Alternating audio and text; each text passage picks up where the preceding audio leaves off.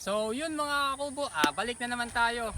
Ngayon, pag-usapan natin tong talong farming, pagtatanim ng talong. So, second time ko pa lang magtanim ng talong kakubo. So, hindi talaga ako nagtatanim nito kasi sa sarili ko, di ko kayang itanim to kasi nga hindi ko alam kung paano puksain yung yung shoot borer tsaka yung yung fruit borer. Tapos nag-testing na ako ito, konti lang, 108 hills lang. Ay kakubo, konti lang yan. Yung isang pack ng tig 90 pesos, di ko na itanim lahat kasi nga practice lang kakubo kung kaya natin yung puksain yung shoot borer tsaka fruit borer. Ayun nga kakubo, nakaraan tinatad tayo mahigit kalahati ng ng harvest natin puro suod. So di ko nga alam anong gagawin nun kasi di ko di ko pa to kabisado Ngayon, na-applyan ko siya nag-spray ako dito gold. Saka i-share ko ng design yung paano ito puksain. Pero pakita ko muna sa inyo ito kakubo yung harvest niya. Kakubo, nasa 108 na puno. Ito 40 kilos yung natin, harvest natin. Ayun kakubo, mga goods yung kakubo. Ayun kakubo, 40 kilos sa 108 na puno. Ang laki ng harvest niya kakubo. Parang luging-lugi yung palaya dito. Kasi ang dali lang itanim nito kakubo. Ito nga practice pa lang to Nabukan ko lang kaya ko. At ito lang yung reject niya kakubo sa 40 kilos. 1 kilo lang to. Ang konti lang ng reject niya kakubo. Wala pang mga tama yung kakubo. Ito mga talaga to. Grabe, wala pang tama kakubo. Walang uod. Ayun kakubo. Tingnan nyo muna kakubo itong natin. Talawang farm natin. Tingnan natin kung tingnan itsura kakubo. Ayun kakubo. Dahil pang bunga kakubo. Mga 2 days na ulit. May harvest na naman to.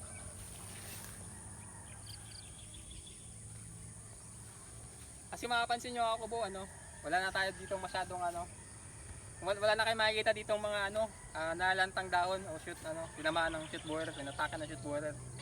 Meron na dito, red spider mites. Ito, may mga tao pa ng red spider mites to.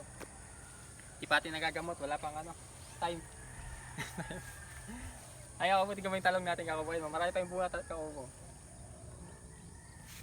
Kakaharvest na natin pero marami pa yung bunga. So, 2-3 araw lang ulit, may harvest na naman tayo.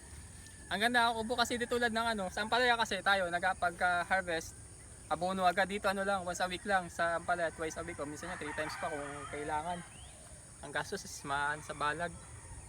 So, pares na naman sila ng presyo. Baka dito na muna ako sa lipat muna ako dito sa talong kasi kaya naman shoot borer tsaka fruit borer kaya naman Sa shoot borer pala ako sa fruit borer, ginawa ko dito. Tinamaan kasi ako dito, halos lahat sa second harvest ko Yung first harvest ko wala pa naman, yung mga second, third harvest na meron na ayun na. Yung mga third harvest ko na, mga sa 18 kilos nasa na doon. 18 kilos na yun, mga 11 o 12 na doon yung damage natin. So mas marami pa yung damage natin kaysa sa harvest natin. Ginawa ko tinanggal ko lahat ng bunga niya na may mga tama kahit maliliit kakubo, kahit ganito, kahit yung palang bubot, tapos alam mong may tama, mga ganito kaliit. Kasi tinanggal ko lahat kakubo, tapos yung mga nalantang dahon, yung mga shoot borer, tinanggal ko na rin lahat. So isa-isa ko pinagpapatay kakubo yung mga niya. Yung mga laman niya na uod, isa-isa ko yun kakubo. Pinagbubuksan ko yung mga talong, tapos pinagpapatay ko yung mga uod niya para dito dumami. Tapos nag-spray ako kakubo. Nag-spray ako tiniming ko kasi nga pumunta ako dito dito lang naman din yung bahay natin. Pupunta ako dito ng gabi, nakita ko ang daming parang mga mga tawag dito. Ayun na nga yung mga shoot borer, yung mga nila. Ang dami dito, sabi ko, gabi pala sila umatake. Ginawa ko, nag-spray ako ng gabi kakubo. Nung ako dito, nag-wash out ako ng bunga. Nag-spray ako ng gabi. Nag-spray ako kakubo lahat ng paligid ng farm nito. Hanggang dun sa may ampalaya natin at saka dun sa sa mga damuhan dyan sa paligid. Nisprayan natin. Nisprayan ko yung mga damo, pati itong talong. Nisprayan ko lahat. Tapos, sunod na gabi, nag-spray ulit ako. Ilang beses ako nag-spray ako sunod-sunod kasi nga, daming tama Tapos, yun, meron pa rin. May tama pa rin, pero pagka sunod na harvest natin, pinagkatanggal ko ulit yung mga, meron pa rin kasi sunod na harvest natin meron pa rin. Pero mas kumonti na siya. Kaya natanggal ko ulit yung yung mga bungang may tama at saka yung meron pa siya sa mga dahon Ngayon, Ginawa ko, dalawang beses na naman ako nag-spray ako magkasunod na araw, dalawang gabi na magkasunod. Saka ano, yun, gabi talaga yung sekreto dun kaubo, gabi talaga. Kasi nag-spray ako ng gabi, ano eh, malakas kasi yung hangin ngayon. Pagka-spray ko dito, first ano na to, pag ikot ko pabalik, tingin ko dito, tuyo na siya kakubo. So kung nag-spray ka ng umaga, gabi nga ako nag-spray, natuyo pa siya eh. Kung umaga ka pa kaya o hapon ka nag-spray, di tuyo na yun. Di mo naabutan yung mga shoot borer na umaatake. Di mo talaga sila makapatay. Ngayon, ayan ka ko, malinis yung ano natin, talungan natin. Na ano natin, natalo natin yung shoot borer tsaka yung foot borer. Paras lang naman yun. Isa lang naman yun, Yakubo. Ayun. Ano, para sa akin malaking success na yun to ano ngayong taon. So naano natin na kaya natin magtanim ng ibang crops. Subukan natin magtanim ng ibang crops, Yakubo, kasi pag ano mag-focus lang tayo sa isa, dalawa, ganun. Ay di natin alam eh. Kasi isa pag atake ng fungus yung ampalaya, yung sili, mga di natin kayanin ano, gamutin. Kaya magtanim tayo ng ano, iba para may choice tayo kung sakasakali. Ay ito talong kakubo, ayun lang. Gagawin natin kakubo yan talaga.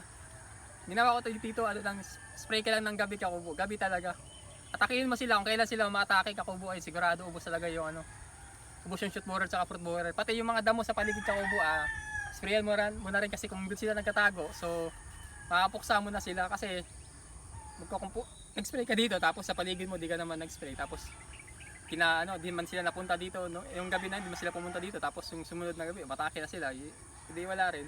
So magandang gawin, sprayan mo na sa paligid mo para ano mapuksa mo na yung hindi pa maatake, atakihin mo na, ayun kako. Ayun lang kako, yung maganda ano. Habang di pa sila matake, atakihin mo na sila, ayun kako. So yun lang kako, share ko lang yun ngayong araw. So maganda kasi 100 na puno, naka 40 kilos tayo, ang ganda ng ano ng talong. So magtatanim tayo siguro ano next ano ng 500. Subukan natin magtanim ng 500 kung kaya natin i-maintain. Kasi ako na mag-isa eh. Kung mga 1,000 di natin kaya yan kasi masyadong madami. 500 kaya natin yan. Kaya natin i-maintain yan. So yun lang ako ba, maganda pala itong magtanim ng ano, talong. So ayun, subukan nyo rin kakubo. Tsaka kung problema nyo, ayun, shoot borer tsaka fruit borer, ayun kakubo. Yung gawin nyo, mag-spray kayo ng gabi. Gold nga pala kakubo, yung spray ko gold lang. Wala akong ibang insecticide dito, gold lang ginamit ko dito. So yun lang kakubo, kung nagustuhan nyo itong video, pa-subscribe na lang. So yun kakubo, maraming salamat.